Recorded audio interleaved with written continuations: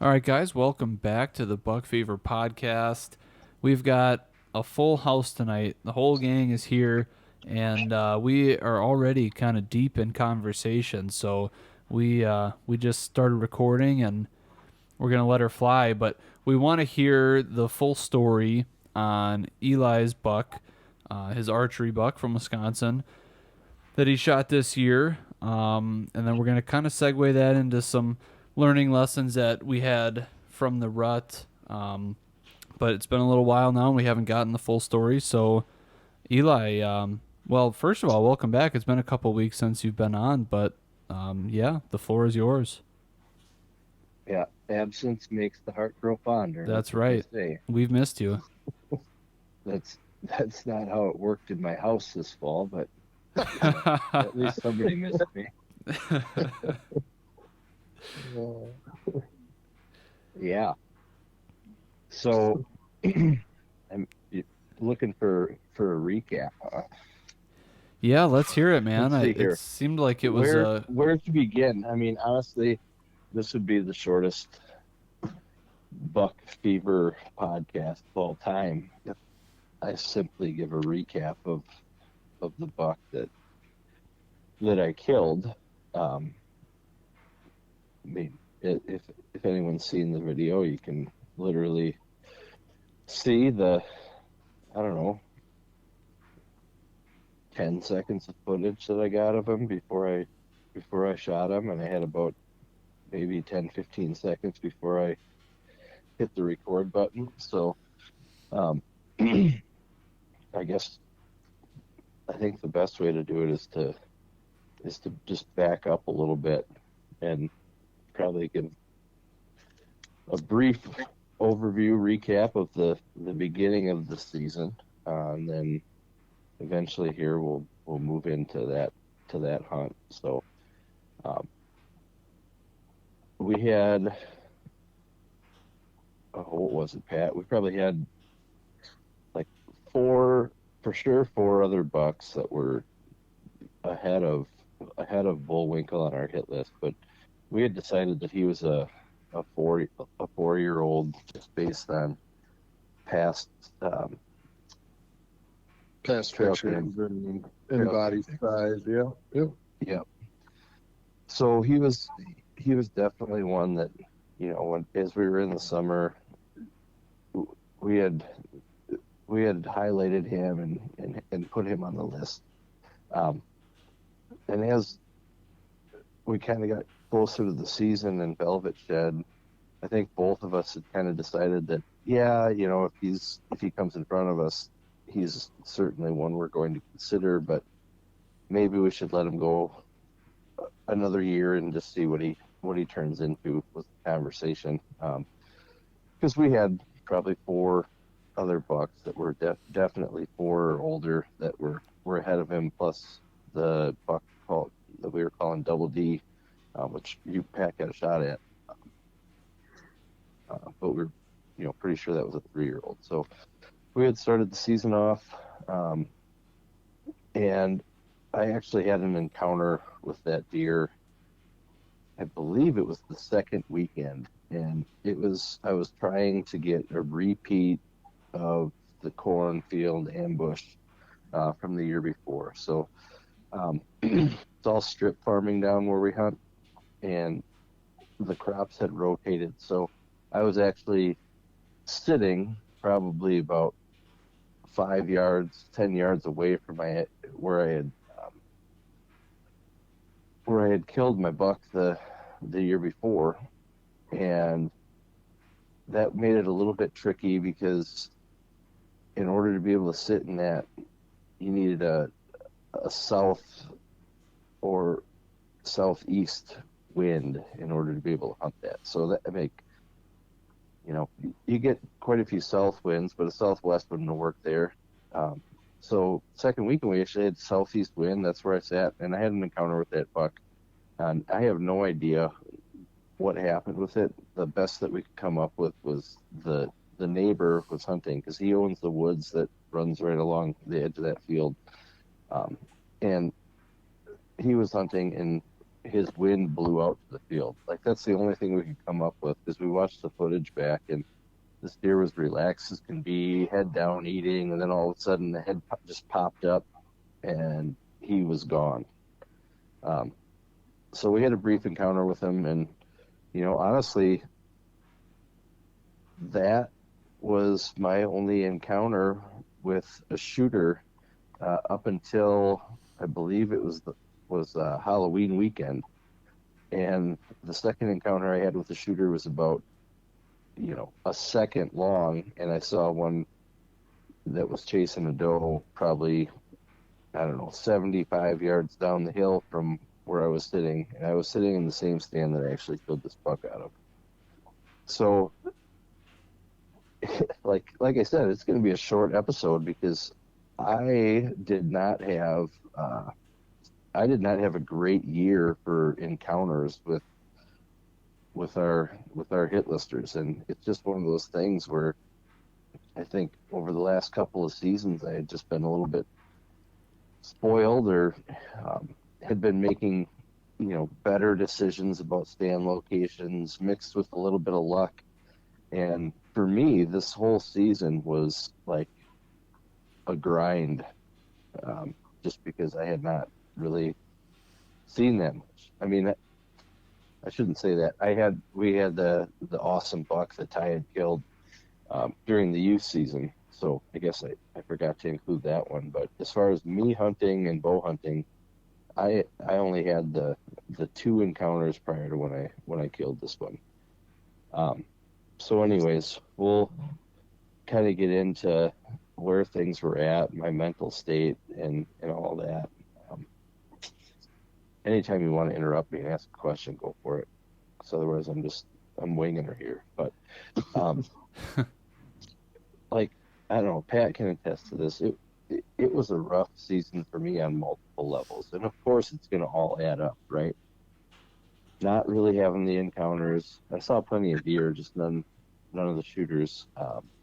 My wife was really fed up with hunting this season for some reason. I don't feel like I really did anything more. If anything, I sort of felt like I had done less than I had in the past, but it just, for whatever reason, maybe I didn't communicate well enough, or whatever it was. But there was certainly a level of tension that was there, and like I said, it had just been an absolute grind. So we were hunting that weekend, and Pat and I had talked about it, and we still had our Minnesota tags.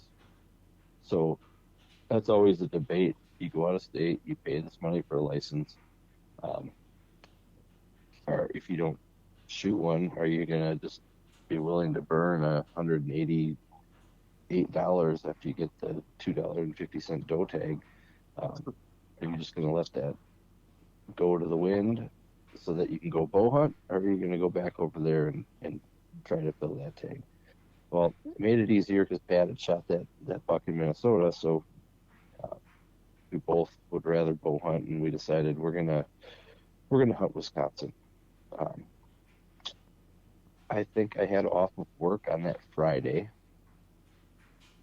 and basically had hunted all day on Friday, did not have a ton of activity, and at about, I think it must have been 3:45 p.m., I get a text from my wife, and she says, your daughter is sick. She has 102-degree fever.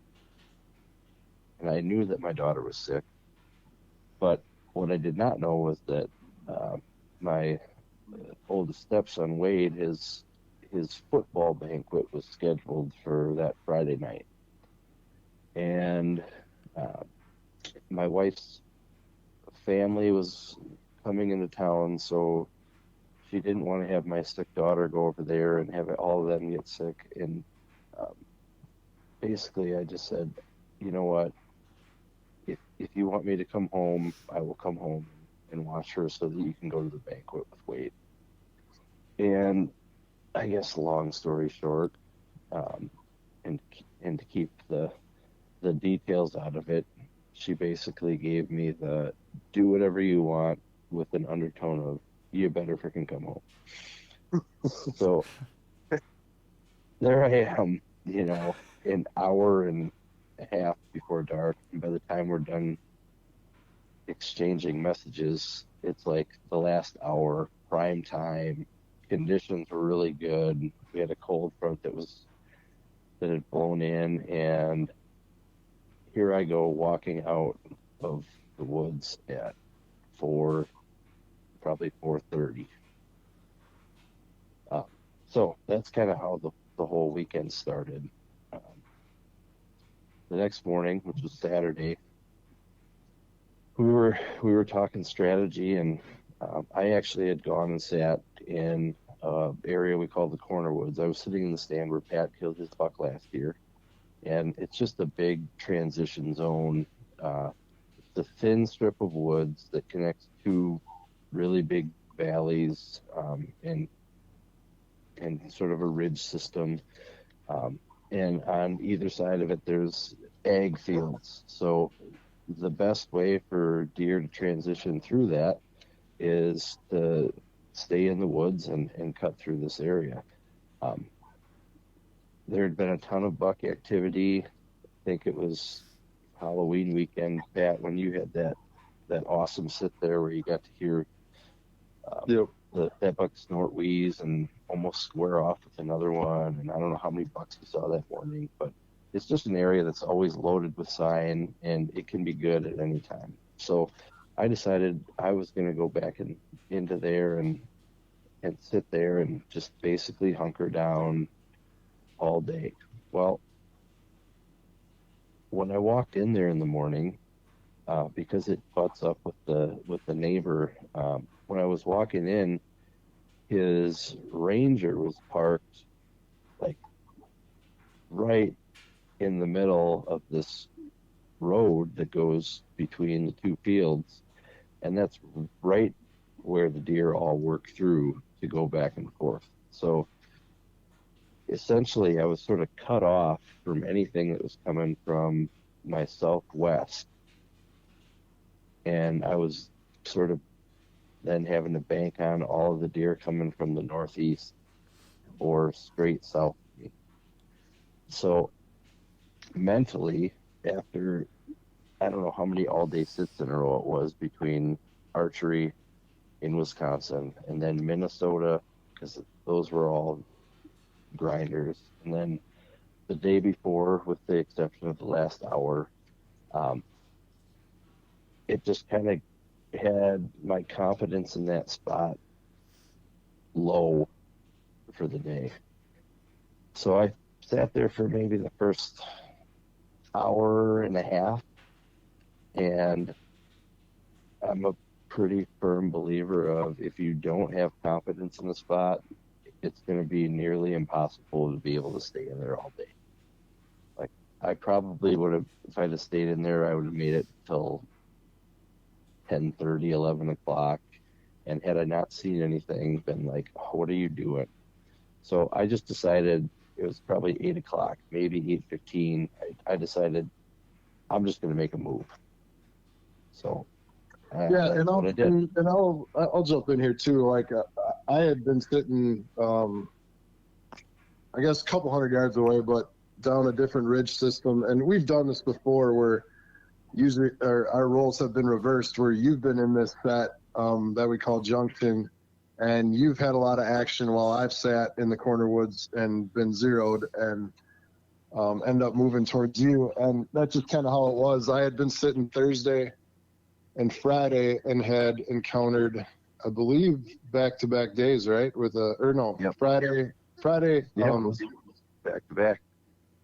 had encountered 2 days in a row with a shooter,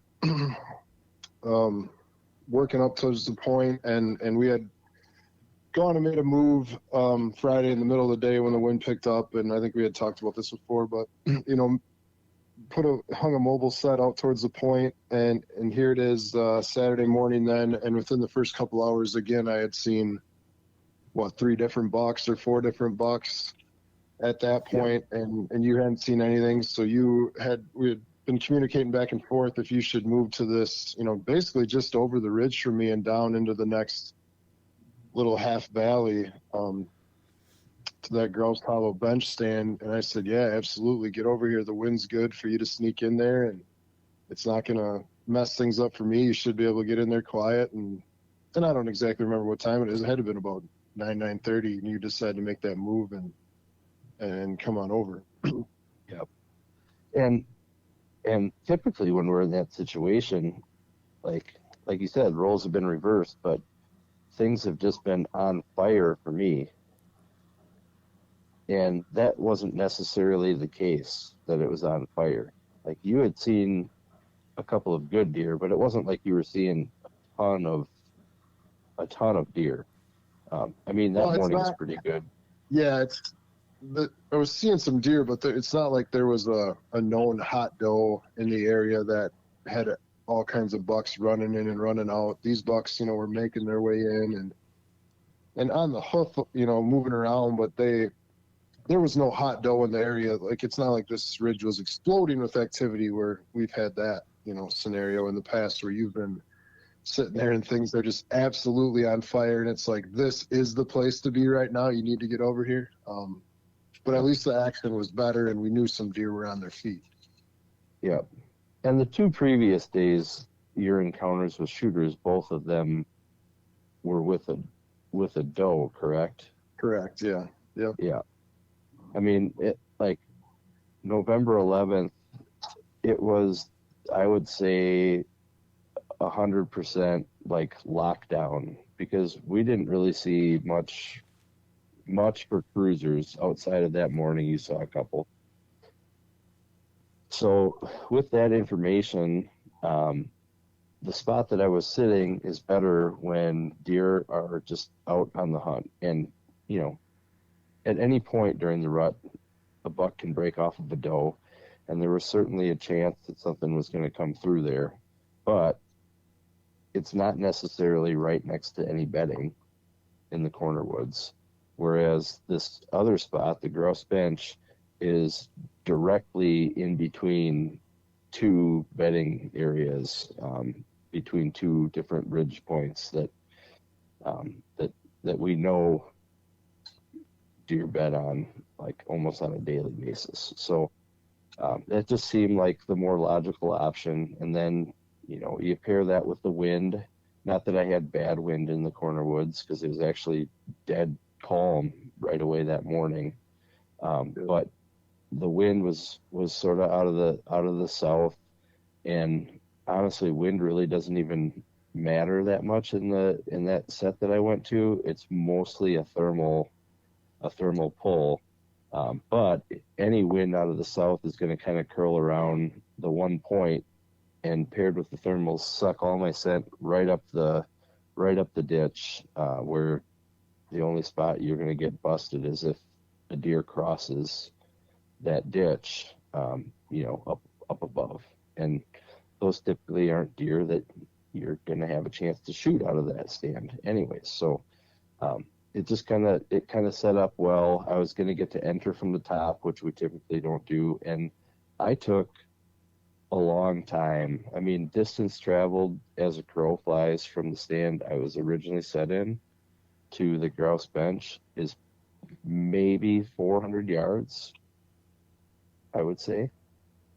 And it took me about an hour and a half to make that walk. Like, I was just taking 2 to 3 steps at a time once I got into that woods, and I would stop for 30 seconds, 45 seconds, and just scan ahead of me. Get the binoculars up, be looking down. There's a bunch of ash trees, and the ash borer has infected them. So there's a ton of down trees, and those deer just like to kind of tuck themselves into those and bed. So I was just creeping in there,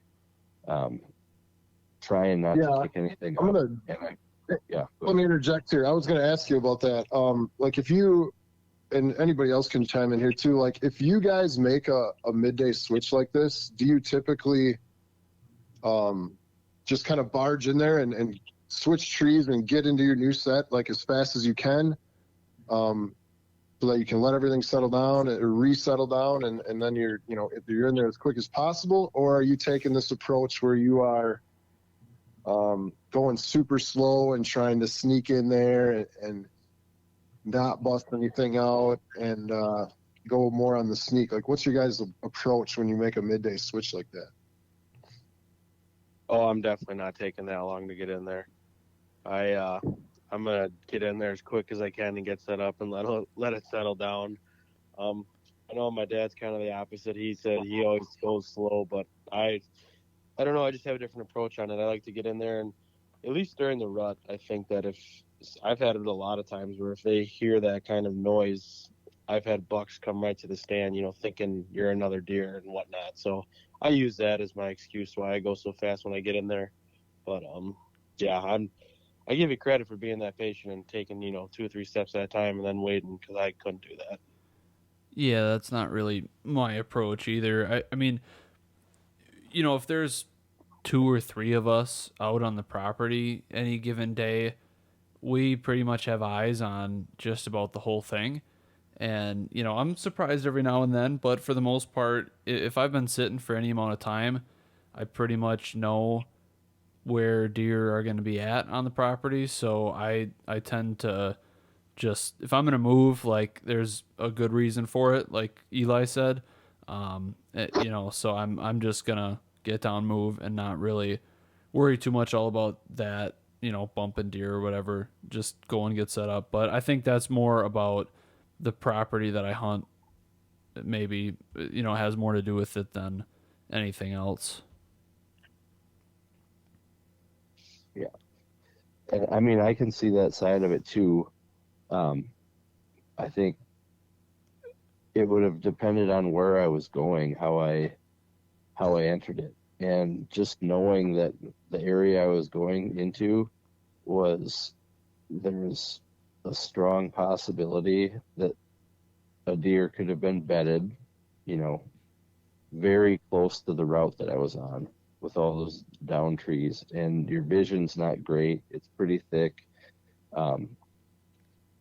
And paired with the fact that in 2021, when I had told Pat that it was on fire, he took a little different route. We did not have the stand hung, but there was an old stand that was sort of in the same area as where we hung this one. And I think what happened to you, correct me if I'm wrong, Pat, but you were creeping in there, and you're like 10 yards from the tree, and sort of felt like, all right, no, I haven't kicked anything up. I'm just going to get to the tree and get up it. And in that last 10 yards, you kicked up a giant that was with a doe, and because you got a little careless and like stepped on a stick and made a crack or something along those lines. Yeah, it was essentially like that.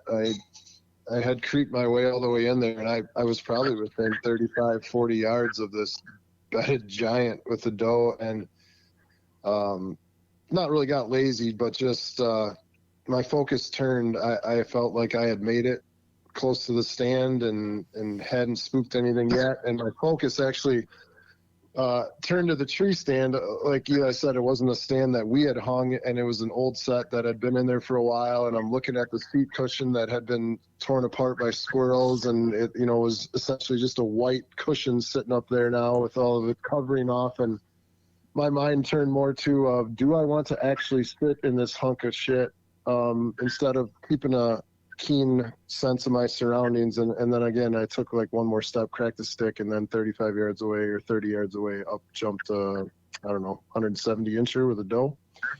Yeah. So yeah, that was the other factor that I had in my head. Is like we had kind of made this move before, and people that listen have probably heard me say it before. Like the best way to become a better hunter is to make mistakes, but the only way you become better is if you actually learn from those mistakes and don't make them again. Right. And that was in my head too. So just based on history, based on the time of day, knowing that it was a bedding area, knowing that something like this has happened before and a big one's been kicked out of there. That's why I decided to take the approach that I took. And I actually had my grunt tube,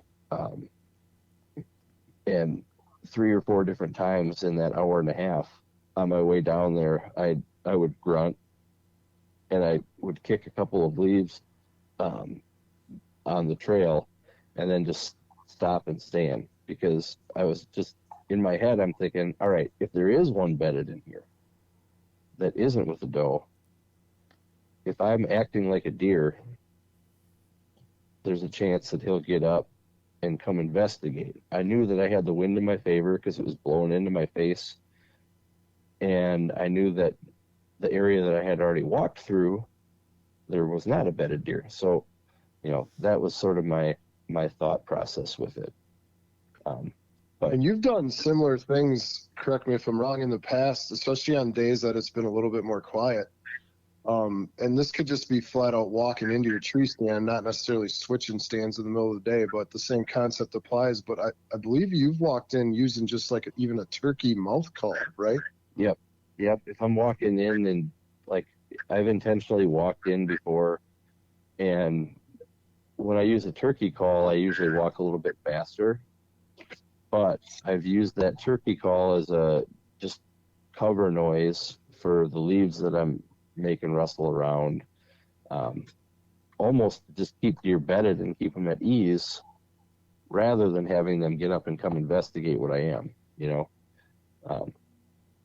So I don't know. There's a few different strategies. I did not have a turkey call with me on November 11th, so that's why I did not try to use that strategy. But I think anytime you can impersonate, or try to replicate deer activity,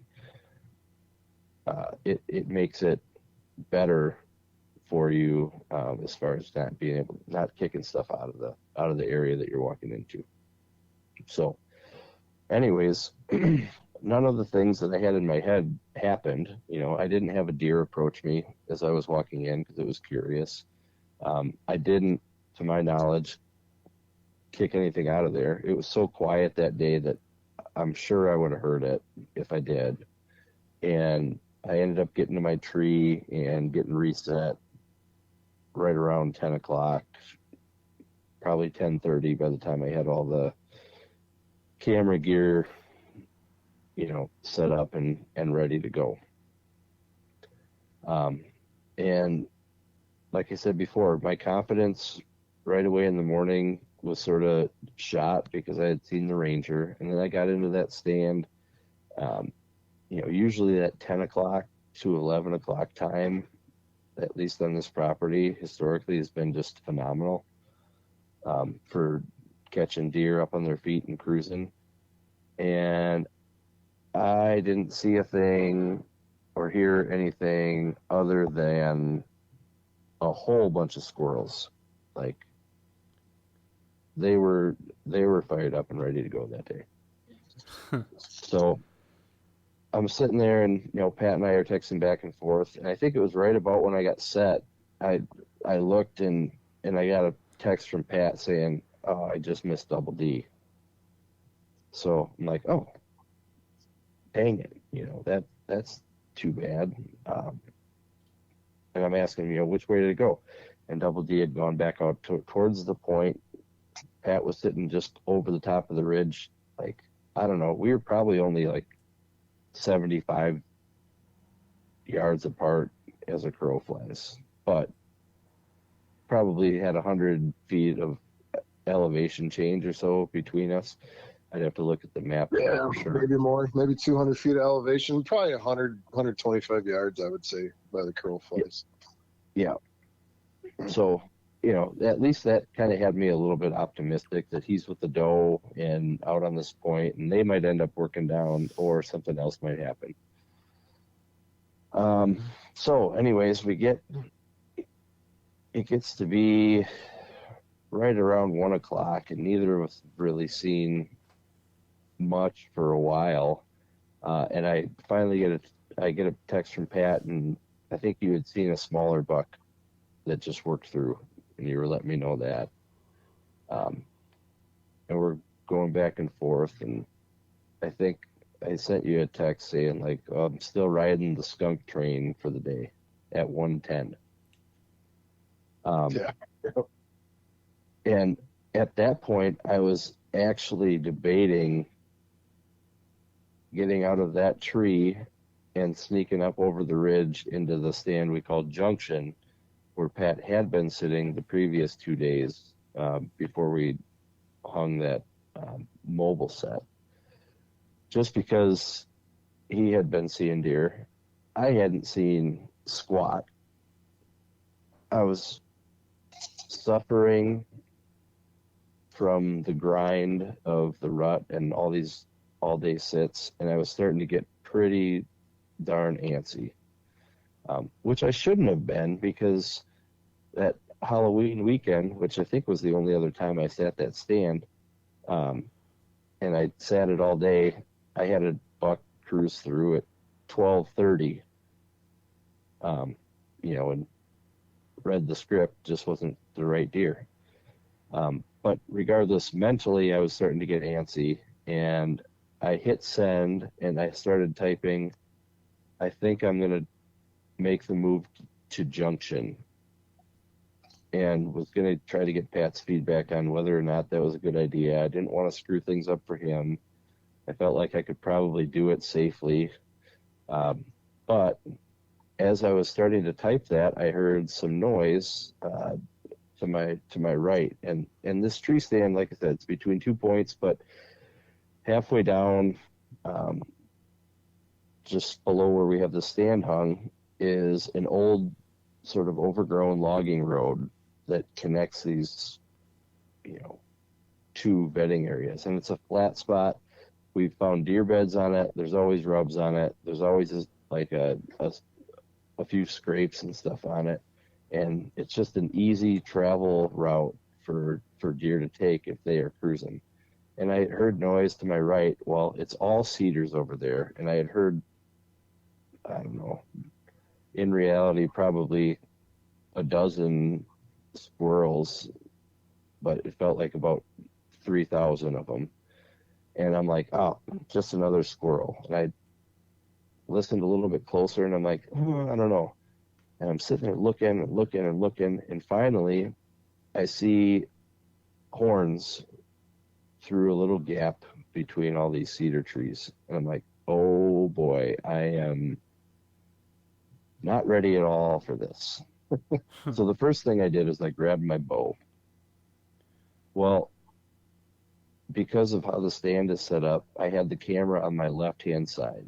And of course, the screen flips open to the left of the camera. So it's on the opposite side of the camera for me, and I can't see the screen at all. So I have my bow in my hand, and then I'm like, oh, shoot, I got to get this camera turned on. So I end up grabbing my cables and my string with my right hand and just holding it, using my uncoordinated left hand to flip the screen open. I hit the record button, turn the camera to where I think that this deer is going to be in the frame, and put my finger on the zoom button and just held it down for like a second to try to get it zoomed in, but I couldn't see any of it. Put my bow back in my left hand, get my release clipped on, and at this point, that buck is about right where I want to shoot him. I draw back, and as I get drawn, I'm like, shit, he just made it past my shooting lane. So I let down. I have a single pin sight, and the next shooting lane that he was going to go through is going to be a roughly 30-yard lane. It's anywhere from 30 to 35, depending on where in that lane the deer are. So I adjust my sight to 30, get my release back on, and I look, and this buck is almost all the way through that second lane, and I don't usually like to stop them if I'm not drawn back, but the only prayer I had at shooting this deer was to stop him. So I gave him a meh, and he stopped. Had no idea what was going on. I drew back, settled in on him, squeezed it off, and the arrow was flying. And when I let it go, I'm like, oh, that's a perfect shot. And then right at the last second, I see the arrow make a hard jog to the right and hit him in the butt. And I'm going, oh, bleep. What just happened? I'm watching him run off, and I can immediately see blood pouring out of his butt. And I'm like, okay, I might have just gotten lucky and hit the femoral artery. So that happens. He runs off. I watch for a second, can't see him anymore. Grab my phone, send Pat a text saying, I just shot B-Wink. And that was at 1:12 p.m. So within 2 minutes of when I had just said, still riding the skunk train, I sent another text saying, just shot B-Wink. The craziest set of text messages is I think I've ever received, like, from a hunting buddy. Like, 110 I receive, I'm still riding the skunk train, and then 112 it was like B-Wink down. And like, I understand what B-Wink means. It means Bullwinkle, but I'm looking at my phone and like, I'm just bewildered. Like, I don't even comprehend what the text means. Like, B-Wink down. I'm like, what are you talking about? B-Wink down. And then like, after staring at it for like 15 seconds, I'm like, holy crap, he just shot Bullwinkle. Like, but he just texted me he was skunked like 2 minutes ago. Like, this is insane. Like, this is the rut in a nutshell, right? Like, I hate the rut. I'm on the skunk train. This freaking sucks. I could tell, like, I'd been there. I had been there in other points in the season where, like, the other guy's seeing deer and you're just not seeing anything. I knew it was wearing on him. And then, like, boom, deer down less than 2 minutes later. And I'm like, this is crazy. It's pretty wild. Yep. It was crazy. And I guess, like, I did make a good shot, but then everything happened so fast that you don't see the little twig that's like half the width of your pinky finger hanging down when you're letting that arrow go, especially when things happen so fast. Well, especially in your situation when not only things happen fast, but your attention has now been on other things like moving the camera, letting down, readjusting your pin. Like, you're not now no longer aware of like checking all these little branches, and your just focus isn't 100% on where it needs to go. By no fault of your own, just by default of all the things that were going on. Yeah. And I think that's the other thing that I hate about the rut. Like, your shots oftentimes happen so fast versus like early season when it's natural movement, and you can usually just wait for a deer to stop naturally and be able to take a shot at them. Like, I mean, that whole thing happened in a span of 35 seconds, maybe 40 seconds from the time I heard the thing, flipped the camera on, and let my arrow go.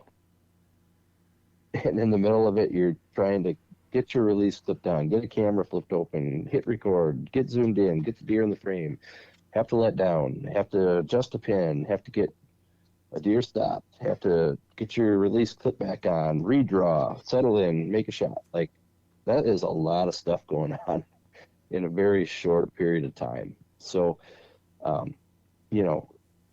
it's just the nature of the beast. But like I said, in an ideal situation, that's not the shot that you're looking for. And I think that that's probably why there's a lot more wounded deer come end of October, November, versus like early season as far as archery hunting goes, because it's hard. Yeah, for sure. Yeah, and you can't underestimate. And for those that have never done it, like or critique somebody that, oh, how come you didn't have the deer in frame? Like, what the heck kind of video was that, or whatever? Like, self-filming is like ridiculously hard. Like ridiculously hard.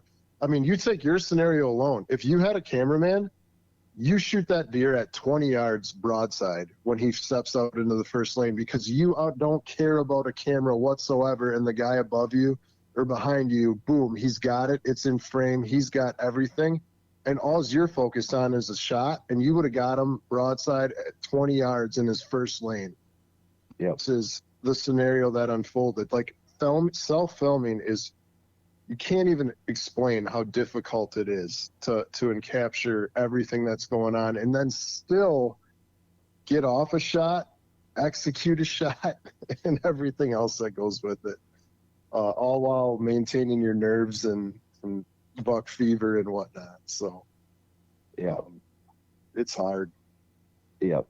The one thing I will say with the camera, though, is like it does give you something else to focus on rather than your nerves. So there's the negative of that is you're not 100% focused on the execution.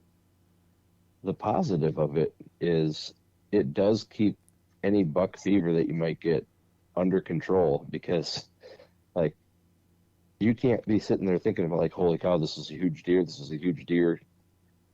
as you're trying to film the thing. So like, I guess there's two sides to it, but I would say overall, definitely easier not trying to run your own camera.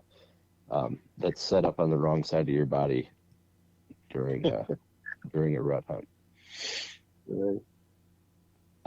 But yeah, I mean, like you can watch the video, you can see as I'm talking about it, and you can hear this deer crash. And when I heard that, it was like a sense of relief, because when I saw him run away, like I said, I saw blood coming out, but you don't know, like it could have been a muscle hit that is just bleeding because it's right there next to the skin. Like you don't really know how much blood is coming out. It's not like, it wasn't like a, double lung where you can see it shoot out of the deer. You could just see it like pool up on his butt real quick as he ran off. So to hear him crash was a sense of relief, because I've been there before where I've lost some deer on shots that were a hell of a lot better than that one. I just ended up getting lucky.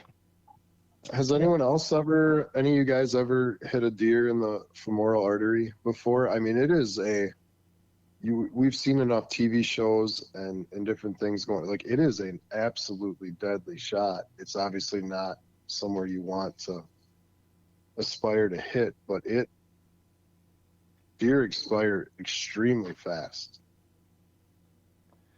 I have never. I have a buddy who hit one or killed one like that, but I've never been a part of shooting one. Yeah, no, me neither, but I would imagine that it would probably spray quite a bit. I mean, if you guys recall, we had Sam Ubel on from Chase Nation earlier in the year, and the deer that we had talked about a lot, one of his early season kills, that was one of the fastest videos I've ever seen, from shot taken to deer, flat on its side dead, and it was a femoral artery hit, by accident, of course, but just crazy how fast that hit can make deer expire. Obviously, you would never aim for it because there's so much that you can hit back there that's going to be non-fatal, but yeah, it's crazy how deadly it can be. Yeah. When I was sharing the video, I had sent it to Nick Brenner, and most people don't talk about I hit the femoral artery. I think like I'm fine with sharing that and fine with saying like I got lucky on this one. It was a good shot until hit the branch and it wasn't. But that's what Brenner had told me too. He said same thing happened to him on his buck that he killed this year. Like hit a branch he didn't see, and it ended up deflecting and hitting the deer back, and he caught the femoral artery, and the thing was down. So, but you don't hear people talk about that stuff a whole lot. Like a lot of people don't like to talk about the ones that did not go as planned because, you know, to be honest, there's a stigma out there in the you know, there's a lot of judgment that is passed by other hunters on people that don't make a good clean kill, and that was a good clean kill, but that's not where you wanted to hit them. Right. Yeah, because it could have ended up differently, obviously, and there's obviously a lot of people out there that will be keyboard warriors and, you know, say their minds on social media and whatever, but you know, if they've hunted long enough, they've probably done a similar thing or had something like that happen to them. They're just not putting it all out over social media. And so when you film your hunts and you put that stuff out there, you know, like the one that I hit this year and we never found, I mean, it's part of it. Like you kind of sign up to be public about some of these things, the good and the bad. And, you know, hopefully that by sharing some of those things openly like we have and, you know, without shame, like, you know, yeah, that's what happens. It's all right. Hopefully that will serve some small purpose in trying to turn that around a little bit. But yeah, I mean, it sounds like it ended up working out just fine for you. Yeah, it did. It did. So I guess my other takeaway from it is, and you know, it's almost a joke that I hate the rut, but to some extent I do. Like it is a grind, but my other takeaway from it is it has to be a grind because look at that situation. 110 skunked 112 buck down, you know, like had I given up, and there was not one point where it crossed my mind to stop hunting for the day, but I was seriously second guessing my stand choice, and boom, just like that, everything can change. So that is the beauty of it, and it's also the beast of it, because when you're getting up day after day after day at 4 a.m.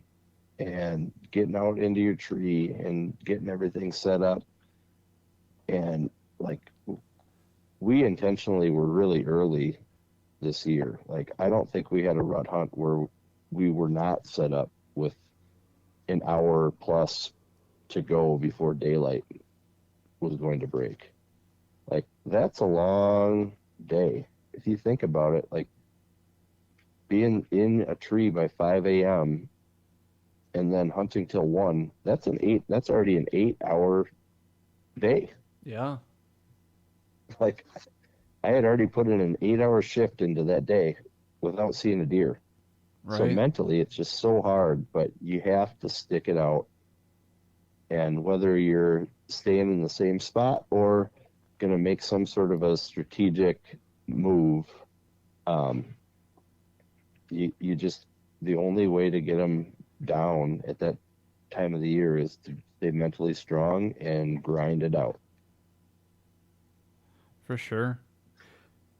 Yeah, I think that's the worst thing about the rut. And, you know, we can go back and forth on this. And, you know, next year we could all of us could tag out in November and the rut's the best thing ever. And, you know, we'll have different opinions. But so much of the rut just comes down. It is just a grind, both mentally and physically. And it's just all about, it ends up being this game of just time on stand. And the more time you put on stand, the greater odds are that something's going to happen. But it is hard. Like you said, the getting up early, the long sits, going through these huge spans of not seeing anything. Boy, it just wears on you mentally and physically too. It's cold. You're getting up early, lack of sleep, long hikes in, A lot of having times young it's kids. older. You got kids, you got family. We're not young bucks anymore. Still young enough, but it still wears on you. You're putting on 4, 5, 6 layers. You're carrying a heavy backpack. Like, there's just so much that goes into it that can wear a guy down. But it's all about those next 5 minutes can make your season, and it certainly did for you.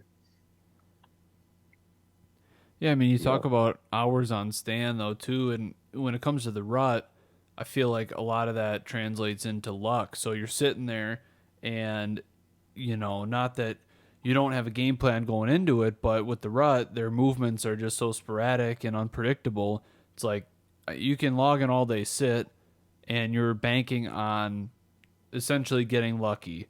Whereas you take an all day sit, or however many hours on stand in the early season or in October or whatever, and that has a lot more to do. Certainly, still plenty of luck involved, but a lot more of that is going to be on: have I done my homework? Am I in the right spot? Do I know the property? Have I put the time in the off season? Like, it's a little bit more about, okay, these are predictable movements. I have trail camera data to back it up. I have years of experience hunting this property, and I know that this spot is good during this time of year. So it feels a little bit more like those hours are spent with you in the driver's seat. You're a little bit more in control, whereas the rut is like you're just at the mercy of the deer. Whatever they're up to, that's all on you. You could be in the best spot in the entire county, and if the deer don't feel like moving there, then it's not the best spot in the county, and it's just totally on them. And I think that's part of the frustration there too. It's like there's nothing you can do. You're either going to see deer or you're not, and it's not really much you can do about it. Yeah. Well, I think honestly, I think Noah, like that's a good point, and it brings me into another lesson that I learned throughout this season. I used to be a strong advocate of you can't pattern a deer during the rut, and I still believe that you can't pattern a specific deer during the rut, but you can pattern deer during the rut. Like, I mean, that's how Pat got a shot at Double D this year. Like, he had sat in that area, he had seen multiple different deer doing the same or very similar things, and then we had gone in midday the day before to hang that set because we knew it was going to be quiet the next day, and had, like, that was another one with the camera. Like, you don't know for sure that that's what happened, but had you not been filming, that doe may have just walked right past you and brought that buck on a string for a 20-yard shot. But that was because you had patterned not a deer, but the deer herd, basically. Yeah, the pattern of consistent deer movement on the same trail, and that trail was out of my range. And instead of 2 days in a row, a whole bunch of deer, or not a whole bunch, but like a good handful of deer and bucks especially, keep taking the exact same trail up to this point, it's going to do me no good to come back in here for a third day and sit 85 to 90 yards away from it and just watch more bucks come up that trail. Like, we need to make an aggressive move and get a set close to that trail. And that's what we did. And I was just off by just a hair, or, like you said, if things had worked out with that doe, she would have brought him by it inside of 20 yards, probably more like 12 yards. But I think that's one of my big lessons learned this rut season is just our setups, especially. Like, I feel like we have, even though we did not kill an early season buck this year, I feel like a lot of our setups are extremely dynamite for early season. We've got some great stands on access getting in some really good spots. But I think some of our rut sets, and we've had a lot of conversations about this on our own side, are not aggressive enough. We need to dial in our rut sets a little bit more and not be afraid to be super aggressive and get right out on these points where deer bed, or your set where you killed was one of our more of aggressive rut sets, and sure enough, you know, it pays off. But we got to get some more sets that are pushed in and not be afraid to dive into these more intrusive bedding points, or trails leading immediately in or out of those bedding points, especially. A lot of our stands are set back. They're great early season, but we need to be more aggressive, or not be afraid to be more aggressive when it comes to the rut, especially. So that would be one of my biggest lessons learned, and changes that we need to make looking at 2024. So on patterning them in the rut, though, would you say that it's a much smaller window of a pattern in the rut versus other times of year? Because I feel like you can pattern a deer in the early season, and he's going to stay in, or the deer herd, and they'll stay in that pattern for a while.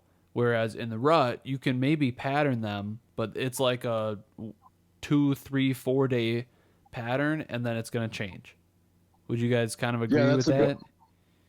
That's an excellent point. And that's exactly how I would approach it. Like early season, like, yeah, you'll be able to dial them into that pattern, and they might stay in that pattern for a good week or two. And you can like slowly, methodically start, like, if you are going to be mobile, like just work your way a little closer. Okay, I still got to work a little bit closer yet.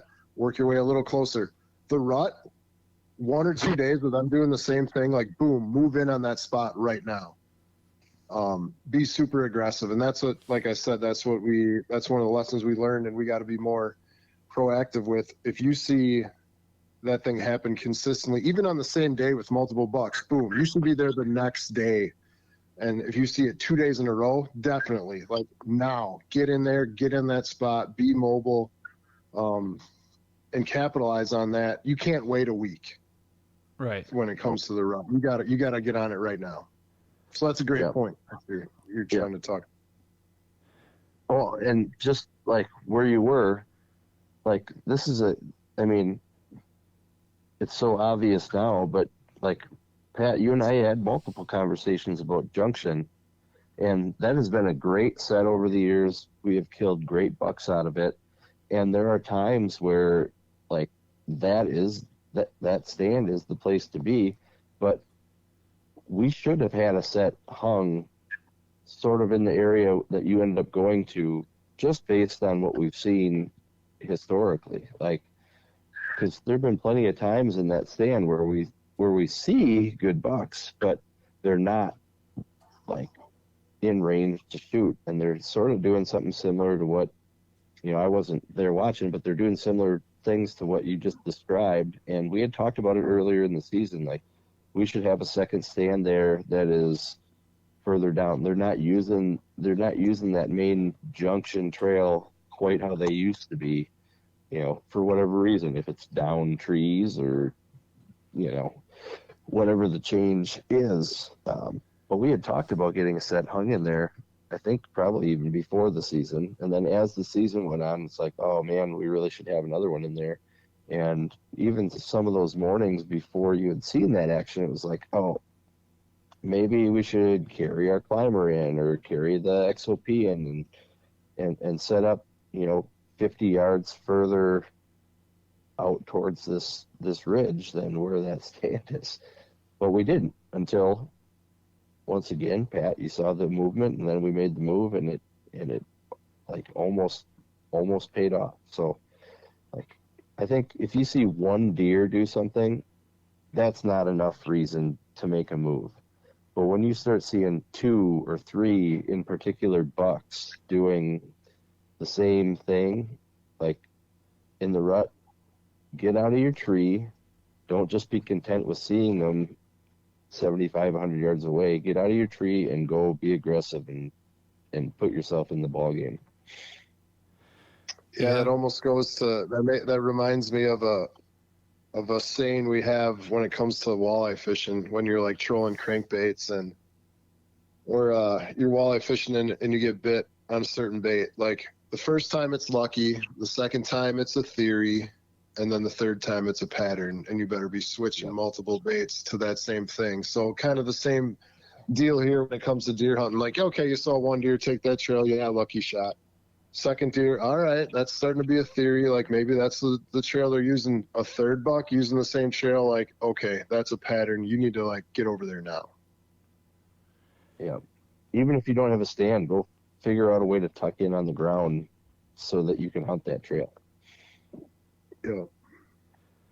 Yeah, man, that's all good stuff. And I want to wrap it up, but before that, I want to get Jake's take on all that because I know if anybody's not afraid to get a little bit aggressive at times, it'll be Jake. So, what are your thoughts on all that, buddy?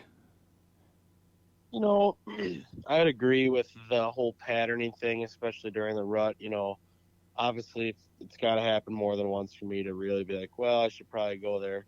Um, I think over the last few years hunting multiple days during the rut that what I've learned that there is one good day during the rut. It's different every year, but there's one day where it is just electric and you're going to see a lot of deer. Sorry, a lot of deer, a lot of bucks. And that's it. Otherwise, the rut's pretty mild, in my opinion. But where I was going with that is like this year, I was filming, obviously, because I shot one and I was sitting with Dad. You know, we saw 7 bucks in one day. We sat all day, saw 7 bucks, and 5 of those bucks walked the exact same trail. One of them being our shooters was probably 70 yards from us, but it was raining, so we were, I wouldn't say forced to be in this enclosed stand, but it makes sitting all day a lot more comfortable in the rain. Do I have a hang on that's, 40 yards from where they were walking? I do, but who knows? Who's to say we would have killed him in there? But I agree with the aggressive. I love getting aggressive. I will be purchasing a saddle this summer to really get aggressive, and yeah, I'm all for it. Go in there, screw up, but learn from your mistakes, like you guys were saying, and that's how honestly I've killed a decent amount of these last 2 bucks that I've been aggressive. I've moved stands. I've put stands where probably people wouldn't put stands because it's right where they live, but you just got to know when to hunt it and how to hunt it and what the right day is. So get aggressive.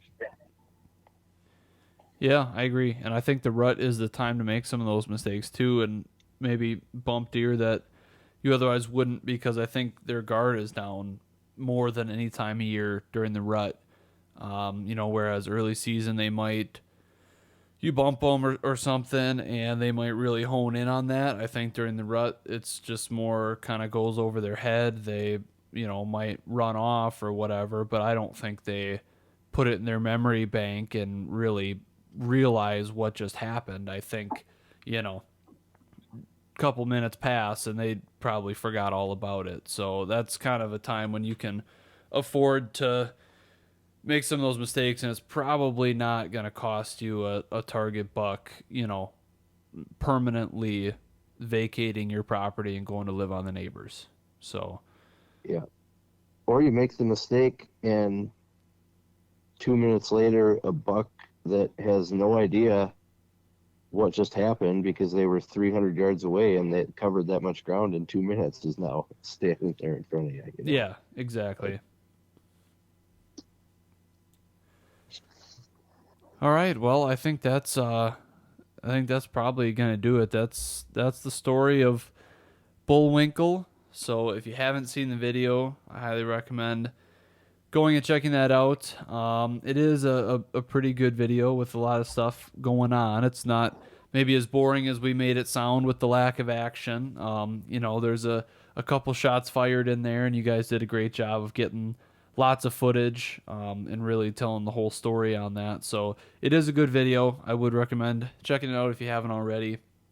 And yeah, that's kind of our take on the rut here. So maybe save this one and tune back in next year to remind yourself about how much the rut sucks, and know that if you're sitting there and you're not seeing anything, you're not alone, because we've had some struggles during Sweet November as well. So yeah, we appreciate you guys tuning in as always, and we will see you guys next time.